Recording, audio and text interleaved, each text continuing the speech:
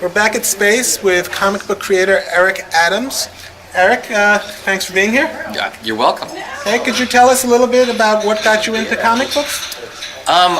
Well, I originally wanted to be a filmmaker, and I don't know, I kind of discovered comics maybe 4 or 5 years ago and said, hey, this is like just like filmmaking, where I could do visual storytelling.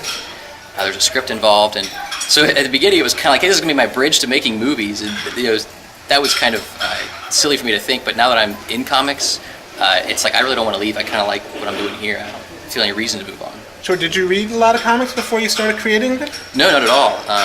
In fact, I only was really reading them for maybe a year before I decided, hey, I could really do this myself and be a part of this. And what were the original comics that got you into it? I think Black Hole's the one that really got me, by Charles Burns. It's a great comic. Yeah, it was, and that just showed me that, hey, you don't have to be doing.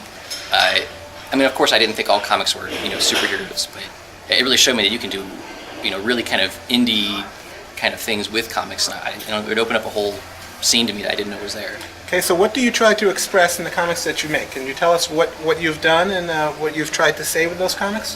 Yeah, I do a comic called Lackluster World, which is, well, the story is about a newspaper journalist suffering with albinism, and his life is basically during his life he's tormented by his brother and sister who are religious zealots, and people he works with who are kind of party hard, girl crazy coworkers, and he's kind of a reclusive, angry guy who doesn't really have any friends.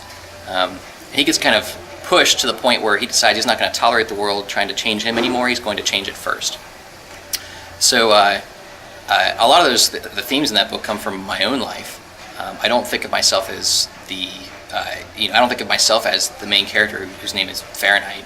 I think of myself as being all these characters, and I grew up in a Catholic school and was really I had a really hard time of it too, because I'm an atheist, and that was well known in my school, and it seemed to me that I was really what's the word for it? It was prejudice, so many people just really, I was really pushed out of being a part of anything, and so this is my way of venting that anger, that frustration in my book. I'm a radical atheist myself, so don't worry about that. Yeah. That's terrific. So is Lackluster World a finite story or an ongoing story? What do you foresee in the future for Lackluster World? It's a 7-book miniseries, 4th issue, which comes out today here at Space. I don't see myself really going any further with it from there. I feel like once there's an end, that's it. And I think that's the way I kind of like my comics. I don't like ongoing stories. I want the point that the creator's trying to get to, not kind of an ongoing idea that just kind of gets rehashed over and over. But do you think you'll continue to create comics after Lackluster World? Definitely. And I've got a few ideas now, and I think that I'm going to try to start looking into submitting things to publishers. Because as it stands now, Lackluster World I self-publish it entirely. So how do people get a copy of your comic? The easiest way is at www.lacklusterworld.com, and I know I don't need to say the W's, but lacklusterworld.com. Terrific. Or find me at a convention. I do a lot of conventions. I'm going to do Pittsburgh next weekend, and I'll probably do Chicago this summer. Well, terrific. Mm-hmm. Well, I appreciate you taking the time to talk to us, and good luck, and we look forward to reading more great comics from you. Thank you.